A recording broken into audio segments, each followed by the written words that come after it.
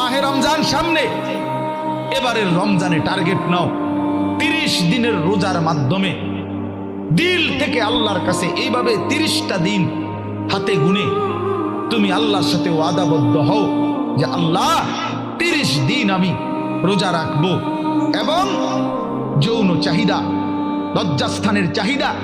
অশ্লীলতা, বেহায়াপনা, নর্তকী, নাচ গান, উলঙ্গ ছবি দেখা, নারীকে নিয়ে চিন্তা ভাবনা, মেয়েকে নিয়ে অশ্লীল চিন্তা ভাবনা,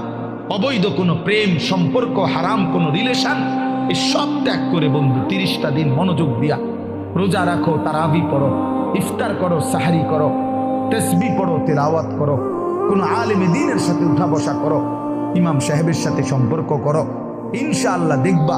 আল্লাহ চাহে তো 30 দিনের মাথায় আল্লাহ বলেন লাআল্লাকুম তাত্তাকুন, আমি আল্লাহ ওয়াদা দিলাম মোমেন তোকে মুত্তাকি বানিয়ে দেব।